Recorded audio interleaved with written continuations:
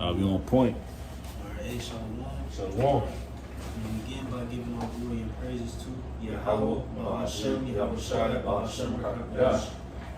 All right, double honors our beloved elders and apostles of great millstone. Shalom to the fully elect. And shalom to all the Aki pushing this truth with sincerity. It's your brothers from the GMS Col Ohio branch coming back again with another video through the spirit, another Friday class. And we are now beginning the book of Habakkuk, all right, which is only 3 chapters, all right, heavy portion of history concerning the nation of Israel, but also prophetic, all right, in the sense that, we can, apply things that happened in the past, apply them today, all right, again, mingled, with, heavy prophecy concerning the end times as well. All right, but ultimately, we're just going to deal with this. It's a short chapter. It shouldn't be too long. A lot of it, the history is history that we've covered, concerning Daniel, all right, Jeremiah, which ultimately Habakkuk, was written around those times, just a little bit prior to the besieging of Israel, all right, or, in the midst of that, all right, where, he experienced the wickedness of Jacob and in his time, all right, and ultimately the judgment that was going to be placed upon them, also the deliverance as well. But real quick, I want to start with, can Jake look up the book of Habakkuk in Wikipedia real quick? Just get a intro. Yeah. I got already updated for you. You got it on, get it on Wikipedia. Yes, sir. Yes, sir. Oh, sure. Let's just start there and get a little bit of history concerning Habakkuk. And just for reference, Habakkuk means embrace. All right. And the pronunciation, real quick, semi-difficult, but let me see something real quick. It's like Habakkuk, something like that.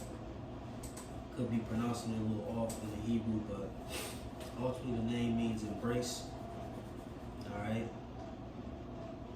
Let me see if I can find something real quick.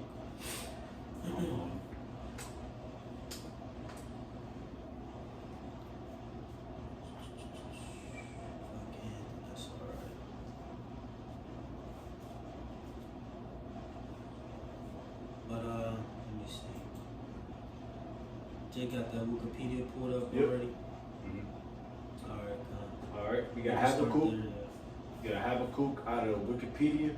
Habakkuk, or Habakkuk, who was active around 612 BC, was a prophet whose oracles and prayer are recorded in the book of Habakkuk.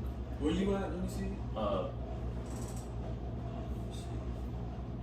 Look up Book of Habakkuk in the Wikipedia. Okay, give me a hot second.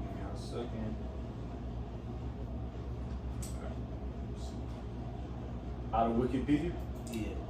Alright, bet.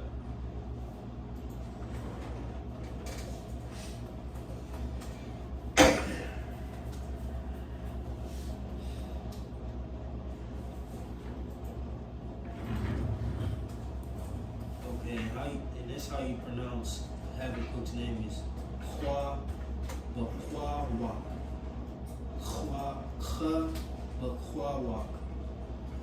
Alright.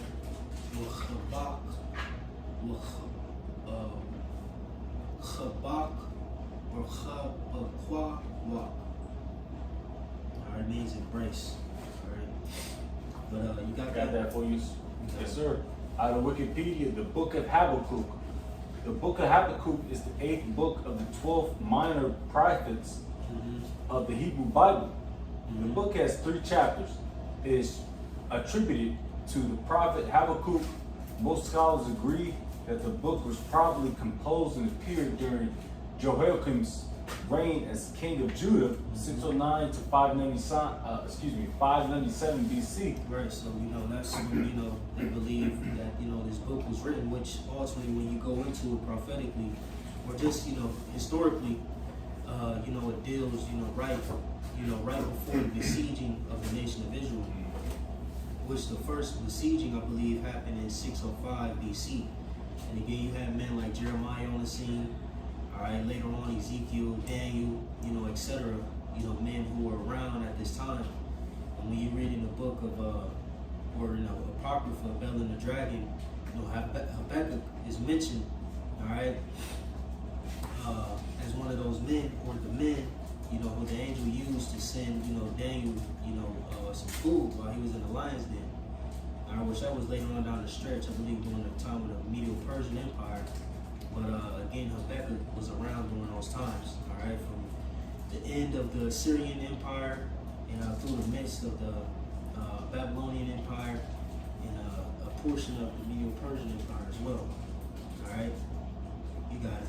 All right, it is an important text in Judaism, and passages from the book are quoted by authors of the New Testament. Its message has inspired modern Christian hymn writers. Of the 3 chapters in the book, the first 2 are a dialogue between Yahweh, which it says in Yahweh, and the prophet. Verse 4 in chapter 2 stating that the just shall live by his faith plays an important role in Christian thought. It is used in the epistle to the Romans, the epistle to the Galatians, and the epistle to the Hebrews as a starting point of the concept of faith. A copy of these two chapters is included in the Habakkuk commentary found among the Dead Sea Scrolls. Chapter 3 is now recognized as a liturgical piece. It is debated whether chapter 3 and the first 2 chapters were written by the same author. Right, I wish they were. But you can jump the background real quick. Yes, sir. Read that, and we'll continue on. All right. So background: the prophet Habakkuk is generally believed to have written his book in the mid to late.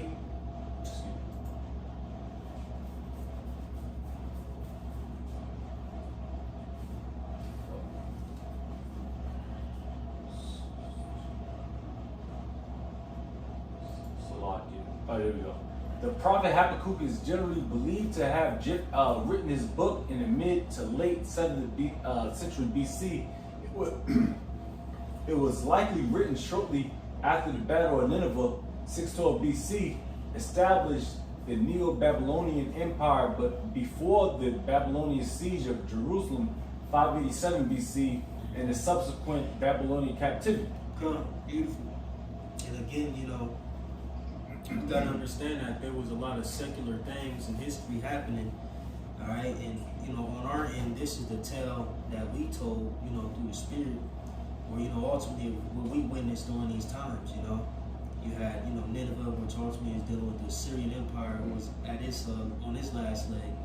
And, the new empire that was about to rise, which is the Neo-Babylonian Empire, okay? And like I said, it was written before the Babylonian siege of Jerusalem, 587 BC, which ultimately you deal with the one in 587 BC. That's when, the nation completely fell. You had 605, 597 as well, when, the first 2 waves of the sieging started. And 587 was the conclusion, when the temple was sacked, they tore down the walls, so on and so forth, all right, and completely took down the nation of Israel. Which ultimately dealing with this first chapter is what it's going to go into, all right, again, prior to things happening, but prophetically speaking of these things happening, which again, with our spiritual eye, we can apply these things to now, all right, because again, the scriptures are manifold, and, they're not just one-dimensional, but, layered, all right, because the modern Babylonians today would be who? The Edomites, all right, Babylon the Great. In like manner, how, the ancient Babylonians came down on the nation of Israel, this new Babylon, or the new Babylonians, the new Chaldeans, are going to come down on us in like manner, all right? And it's beautiful because it shows the dynamic of the prophets and the wickedness, or the true prophets, the righteous prophets, and the wicked of our nation, And it's going to begin on how, ultimately Habakkuk is crying out for the wickedness done in the midst of the nation of Israel, like we are today, all right? And how the Lord is going to send a whipping stick judge those of the wicked, all right, in due time. You see? So just some history, some dates. Again, we got, prior lessons going into, the fall of Jerusalem, dealing with Jeremiah, all right, Daniel, so on and so forth, the different siegings. If you want to tap back into those videos, just, go through our videos and playlists and, get some more details on that. Read up on it yourself.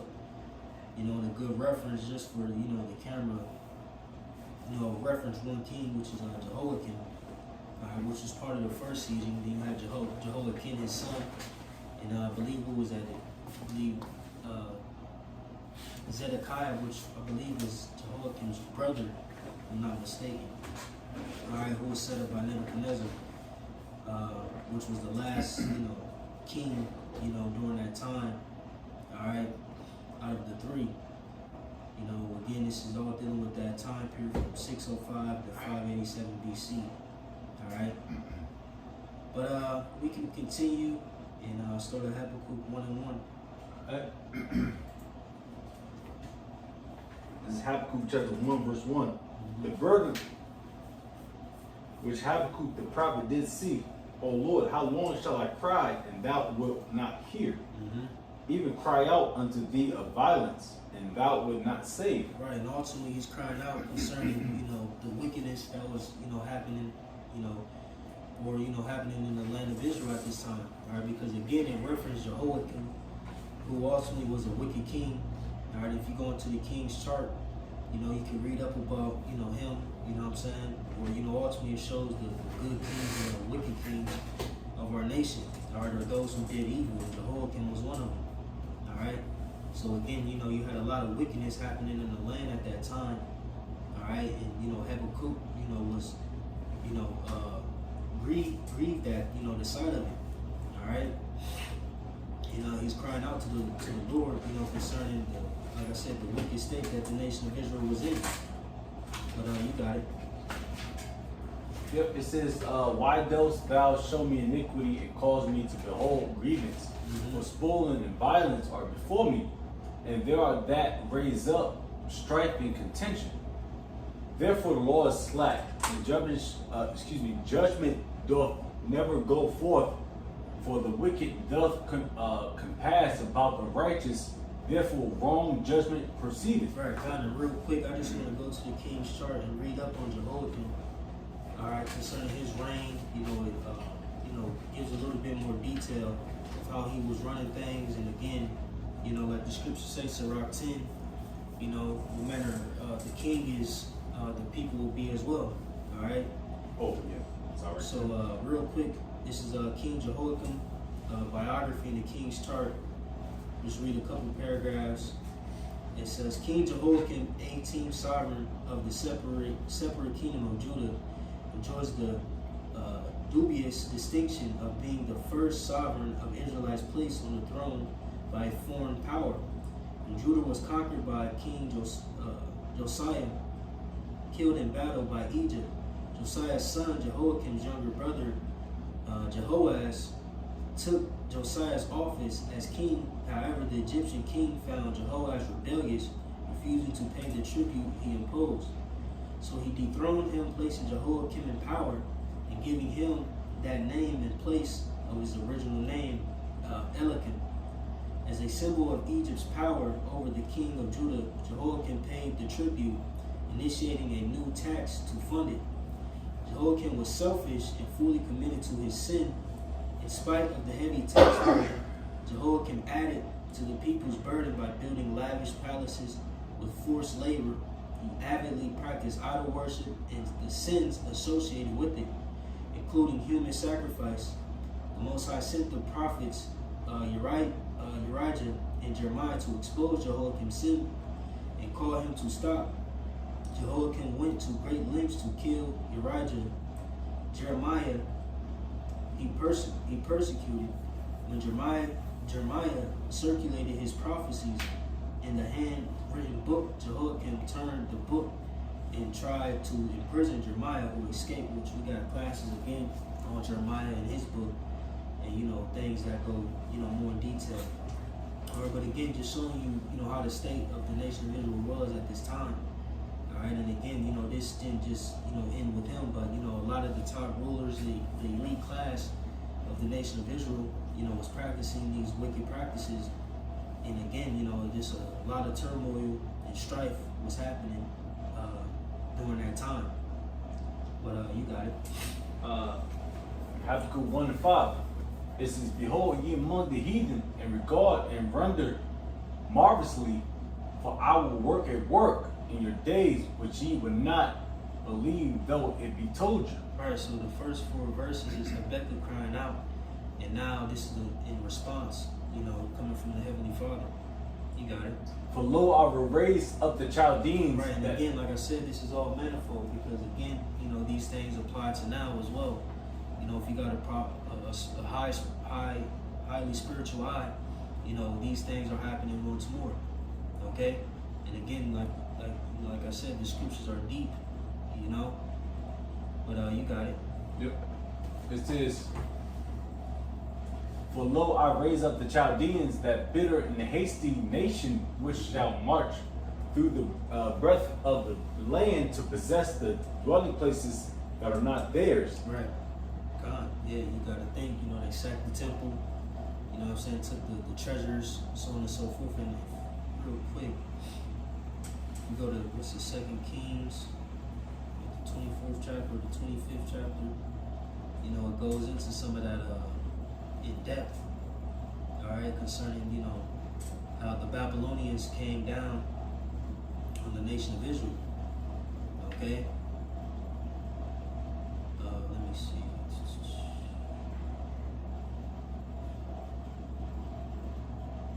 Or is it 24?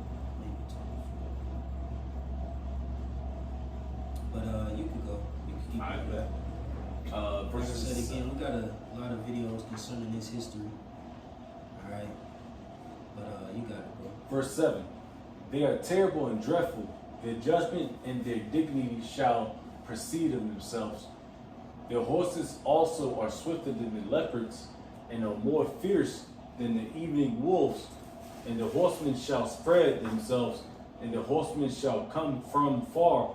They shall fly as the eagle that hasteth to eat."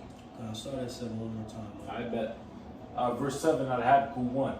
"They are terrible and dreadful. Their judgment and their dignity shall fall, preceding themselves.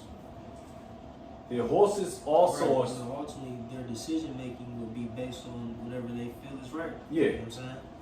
And he said they are terrible and dreadful. Their judgment and their dignity shall proceed of themselves. Right. You know what I'm saying? So whatever they feel is right, that's how they coming. That's how they act. They were fully persuaded, in the decision that they made to come down on the nation, which ultimately they were set up by the Heavenly Father. You know what I'm saying? Because like I said again, this is prior to the fall of the nation of Israel. But you got it. Verse 8. "Their horses also are swifter than the leopards, and are more fierce than the evening wolves. And their horsemen shall spread themselves, and their horsemen shall come from far. They shall fly as the eagle that hasteth to eat." Right, this is all, poetically speaking, or, metaphorically speaking, ultimately concerning how swift, they were going to come down on the nation of Israel, and, ultimately dealing with the might, that they came, concerning them taking us down. All right, you got it. Verse 9. "They shall come all for violence, their faces shall sup up as the east wind, and they shall gather the captivity as the sin." Right, like I said, they shall come all for violence, their faces shall sup up as the east wind, and they shall gather the captivity as the sin. Right, you got to think, again, when Nebuchadnezzar came down, he took a lot of people captive. Yeah, you know what I'm saying? A lot of people were, migrated to, the land of Babylon, Ezekiel being one of those men. You know what I'm saying? Daniel and his contemporaries, you know what I'm saying?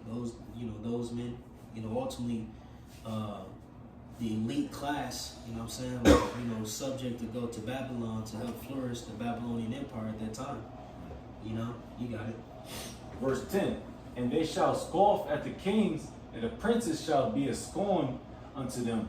They shall deride every stronghold, for they shall heap dust and take it. Right. It says, and they shall scoff at the kings, and the prince shall be a scorn unto them. They shall deride every stronghold, right? Because, Jerusalem, which was the main place, was like a fortress. Yes. All right? And like I said, they just deride it. You know what I'm saying? They ain't, take it serious. They just, you know what I'm saying? Went on and did what they did. Like I said, for they shall heap dust and take it. Right. And that's what they did ultimately. You know what I'm saying? And again, dealing with the first portion of the verse, and they shall scoff at the kings and the princes shall be a scorn unto them, right? They ain't take it serious. You know what I'm saying? They didn't take the nation of Israel serious. All right? Again, you got to think, dealing with Zedekiah, he was a puppet king. You know what I'm saying? Nebuchadnezzar had set him up, So, they just setting up different men, so on and so forth, to rule and govern us, to taxes, to pay tribute, so on and so forth. Yeah, just like that nigga, even monetary terms, Barack Obama. Mm-hmm. Yeah, they kind of he made him, play the game of the so-called blacks, Hispanics, and Americans, so to speak. Yeah. Yeah. And so they took, taking us down very lightly, like, it's an easy thing, it's light work, You got it. Did you read the word deride, the definition? If Jay can pour that, I just look up a simple one on Google. It says what deride means in the Bible. It says to mock, ridicule, or express contempt for someone through scornful laughter. It also goes into derision. I didn't know those two. Now I see it, but I didn't know those two were the same word. Like put you in derision, like he's mocking you. That's pretty good word. Like it's like I said, and it says they shall deride every stronghold. Man, nobody worried about them walls. We about to tear them walls down. You know what I'm saying? Like, get that shit out of here. You know what I'm saying? That's how they look. Because again, like I said, Jerusalem was like a fortress, man. Yeah. And a good reference is who was that during the time of, I believe, Cambyses? It's talking about building the temple and all that. You know what I'm saying? And pretty much in the letters, he was going into like, don't let them build that temple because for them it's a fortress. Like if they, you know what I'm saying? If they in their right mind and that temple was built, etc. We can't touch them. You know what I'm saying? Because what they go against kings, so on and so forth. But you got it. Verse 11, this shall his mind change, and he shall pass over and offend, imputing this his power unto his power. Right, yeah. So, like I said, then shall his mind change, and he shall pass over and offend. Right, which that word mind, when you go into the Hebrew there, is dealing with your spirit. All right, Recha. I think they got a different Hebrew word for it, or pronunciation, if you will, but it's just spirit. You know what I'm saying? So this shall his mind change, and he shall pass over and offend, imputing his power unto his gods. Right. So he took down the nation, or he's going to eventually take down the nation, etc. And act as if he did it by his own might, or his gods. Gave him the power to to perform this act. You know what I'm saying? Or to conquer this nation. You got it.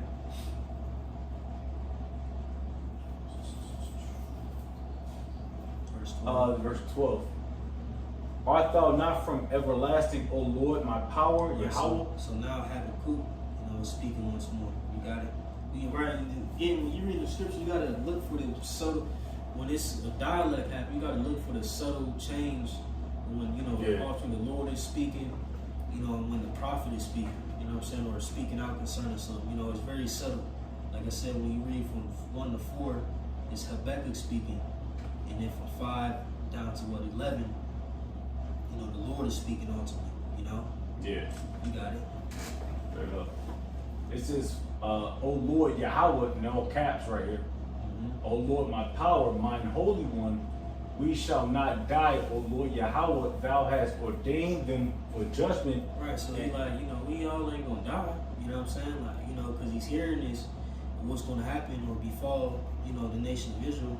Be like, art thou not everlasting, O Yahweh, my God, my holy one, we shall not die. Right, because ultimately, the Lord isn't gonna kill us all. know what I'm saying? But like it says, thou has ordained them for judgment. You see? So again, just like now, you know what I'm saying, dealing with the Edomites. You know, this nation is above us, all right, or on top of us, that they may be used for judgment. You know what I'm saying? I get that. You know what I'm saying? Want that?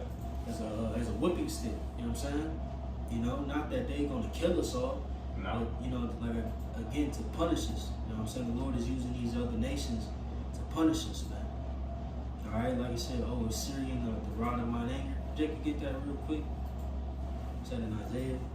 You know, he uses these nations to punish us, man. You know? It's Isaiah 10:5. O Syrian, the rod of my anger, and the staff in their hand is my indignation. Yep. Plain. You know what I'm saying? So again, you know, the Lord uses these nations, you know, to judge us, man. All right? You know, and that's the only reason why these nations are over us. Not because it's of their own might, not because they're stronger than us, because they're better than us, but because we have went off. And the Lord, again, is using these nations to abase us, man. You know? But, you got it, Quan. You can finish off that 12. Give me a hot second. I get this one. You getting that? Come. Psalm 17 and 13. Arise, O Yahweh, disappoint him, cast him down, deliver my soul from the wicked, which is thy sword. Beautiful. Get kind of right. You know, just showing you another precept going into our Lord uses the wicked. You know, it's his whooping stick, it's his sword, it's his weapon. You know, Jake go off, he used the different nations to whoop our ass, you know. Who was that? Psalm 17, and I forgot what verse. 13. 17, 13. God, and you see it, you know what I'm saying? See, when you deal with all the empires and captivities that we have been in, you know, that's exactly what they were used for. You know what I'm saying? That's why they were reading. I got a precept for you. Real quick. This is 2nd Ezra, chapter 6, and let's start at 54. And after these, Adam also, whom thou madest Lord of all thy creatures, of him come we all, and the people also whom thou hast chosen. You know, of course. And this have I spoken before thee, O Lord, because thou madest thee word for our sakes. And now, O Lord, behold these heathen, which had ever been reputed as nothing, had begun to be lords over us and to devour us. But what thy people whom thou hast called thy firstborn, thy only begotten, and thy fervent lover are given into their hands. Right, or given Yeah. into their hands. You know what I'm saying? Man. You know why? Again, because of the shit we were doing, man, even to this day. It's through. You know what I'm saying? Like, you know, again, man, if we, you know, we're in our right mind, you know what I'm saying, the blessings will be upon us. But, you know, since we weren't, curses, you know, were placed upon us. And again, the Lord used these other nations, you know, to judge us, man. Yep. You know, it's be a recurring thing, you know what I'm saying, over and over and over. But now, the elect, all right, are coming back to the realization that, hey, man, fuck all that other shit. We're here to serve you, Yahweh Bahashim Yahushai, and we want what's rightfully ours, man. You know what I'm saying? And to be taken out of this lower state that we are in. You know? But you got it, Quan. This is back at Habakkuk, verse 11. This shall his mind change, and he shall pass over and offend, imputing this his power unto his power. Art thou not from everlasting, O power, Yahweh, my power, mine, O Holy One? We shall not die, O Lord Yahweh. Thou hast ordained them for judgment, and Almighty thy power, thou hast established them for correction. Plain, bro. You know what I'm saying? He established them for correction. You know what I'm saying? Can we get that real quick in Proverbs, sparing not the rod? Real quick. You know, because of us being his children, you know what I'm saying? You know, the Lord is not sparing a rod, alright? Alright? But you know what you do with a rod, you know, you whip it. You know what I'm saying? You use it for correction. You know what I'm saying? If you got a badass child, you know what I'm saying, you need to correct him. What do you use? A whooping. You gotta whoop his ass. You know? A whooping instrument. Proverbs 13:24. He that spareth his rod hateth his son, but he that loveth him chasteneth him B times. Right. Yeah. So you gotta whoop his ass, man. Or can we get the one in Proverbs 23, 13? I know what you're doing. And you're not supposed to feel sorry about that either, man. Hell no. You know, as you being a man, you're supposed to you might feel a little sorry. You beat his ass a little bit. You know, went a little too far, but at the end of the day, man, you corrected him, man. All right, Joe Jackson. Yeah, man.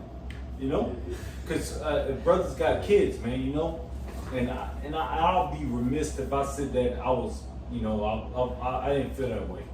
You know, because Esau, he's a. I'm not gonna say no words that's gonna try to cut us off, but he's bitch made, man. What do they call it? Soft parenting. Yeah, he's soft. He's soft, man. Soft, but that's what they call. Look it up real quick. Look up soft parenting. Okay, Yeah, man. Like, get the fuck out of here, man. We got kids that we want to discipline, man. And they need discipline. That's how Yeah, they learn. and they do. And that's exactly. And it's so crazy because, like I said, you look at it as the nation of Israel as an aspect of the father and the son, or father and the child. You got our ass whooped, generation. You know what I'm saying? You know what I'm saying? We growing up, we maturing. Now, like I said again, the elect is like, oh yeah, come on. We refined. We are corrected now. Like we get it now. You know what I'm saying? Now it's time to reap the benefits of being mature in the spirit now. You know what I'm saying? Growing up. Yeah, we grew up like, oh man, fuck all that shit. I don't want to do bad no more. Hell no. Now you look back and even in your day-to-day life, like, man, I don't want to do that shit. I don't want to commit adultery no more. I don't want to eat pork no more. I don't want to do none of that shit that's going to get my ass whooped no more. You know what I'm saying? Nope. And even in our personal lives, you know, the Lord had jacked us up personally. Like, man, nah, I can't do that no more. You know what I'm saying? You know? So, it's a beautiful thing. Yes, it is. So I got soft parenting, you know, simple search. It says, is a nurturing, emotionally responsive approach that prioritizes a child's feelings and autonomy, often with fewer strict rules or boundaries than traditional parenting. Yeah, you see, that soft shit, you try to use your words. You gotta talk to him, honey. You have to talk to him. You know what I'm saying? All that shit. Cody, you know what I'm saying? All that shit, you know? Yeah, that nigga better. Yeah, he Little better. Cody, he crazy. bad as shit. What's the one book? Remember that one book, the little white boy? He was bad as hell. You know what I'm talking about, right? Red face. Huh? With his red face, he like red face. Yeah. David on there. What's this shit called? You know what I'm talking about. No, exactly. You got a little nigga like that. You know, white boy, he called his parents, you know what I'm saying? He cussing his parents out and shit. You know what I'm saying? They don't do shit. He ain't never had a whooping. He ain't never been disciplined. You know what I'm saying? None of that shit. You know? Yeah, it's called No Game. Yeah. You know what I'm saying? They do that shit. Oh, yeah. You know what I'm saying? Yeah, but hey, you know, for us, you know, the Lord corrects us, man. You know what I'm saying? He's chastised who he loves. Yeah. But Jacob get Proverbs 23:13, and we finish out the chapter. Alright, bet.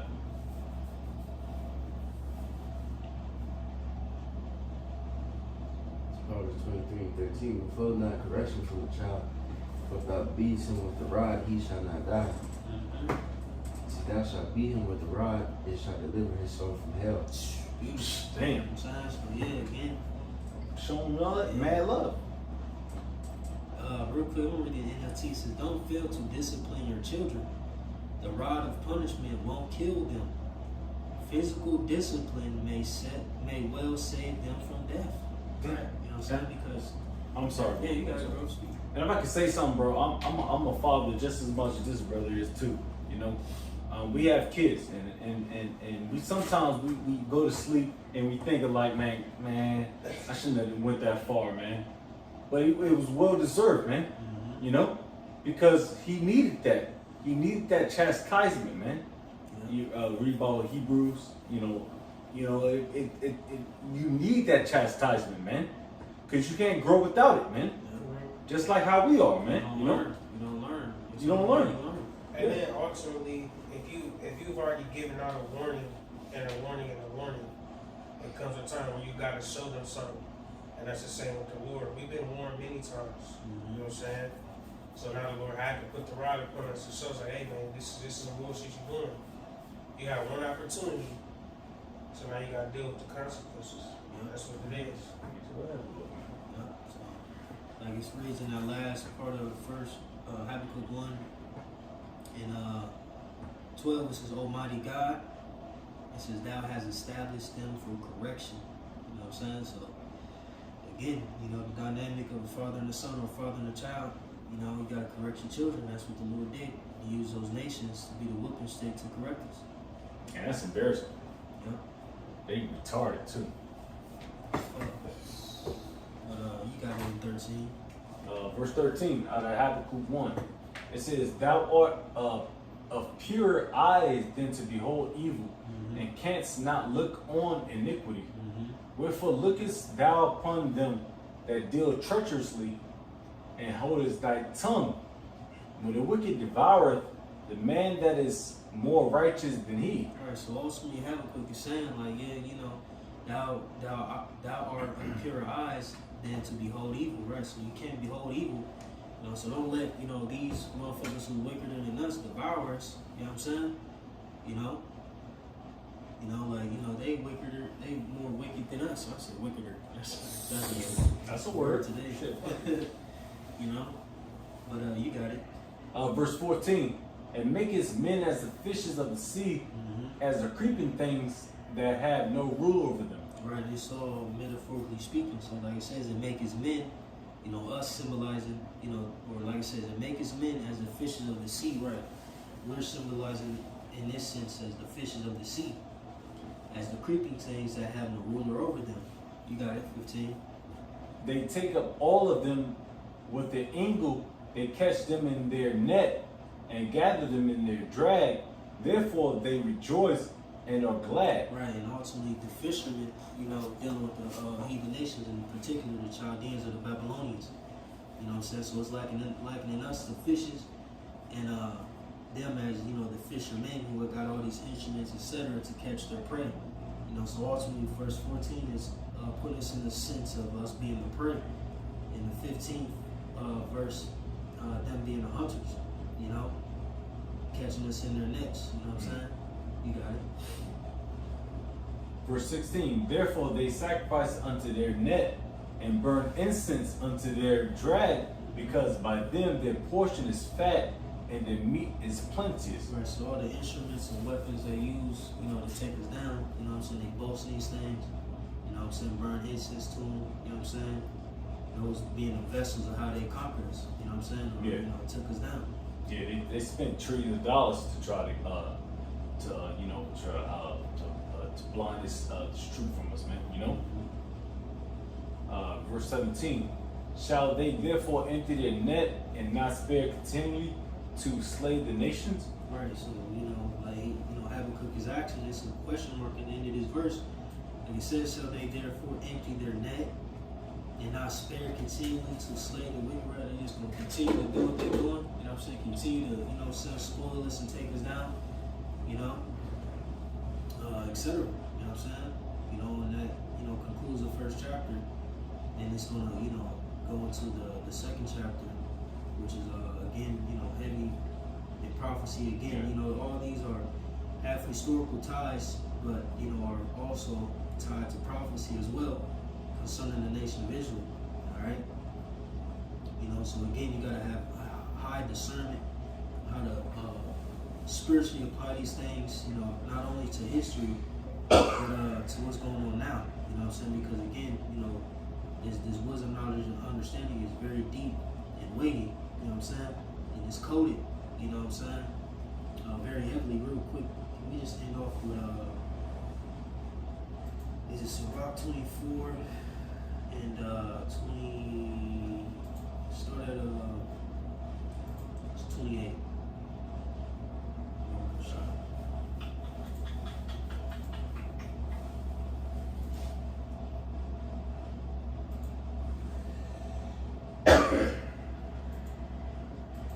This is Sirach chapter 24, verse 28.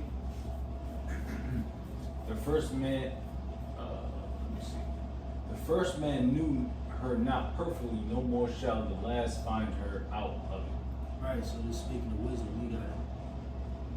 For her thoughts are more than the sea, and her counsels profounder than the great deep. Right, it's Yeah. going to show you how deep Yeah. wisdom is, man. This wisdom, knowledge, and understanding is deep. Like you said, for her thoughts are more than the sea, and her counsel is profounder than the great deep. You know what I'm saying? So it's levels to this thing. You know what I'm saying? And again, you got to have a highly spiritual eye to be able to, apply these things in the spirit. You know what I'm saying? And with heavy discernment. But that's it. Jay, got anything? Alright, Lord willing, whoever may receive this was edified. Lord willing, your brothers are satisfied as well. We'll conclude, the first chapter of Habakkuk, alright, and proceed on and finish these next couple chapters within the next couple weeks. So with that, we're gonna give all glory and praises to Yahweh, Bahashem, Yahushai, Bahashem, Kakadash. Alright, double honor, so beloved elders and apostles of great millstone, shalom to all the elect, shalom to all the occupant, preaching his truth and sincerity. I'll say shalom, Kwame Yashua. Shalom.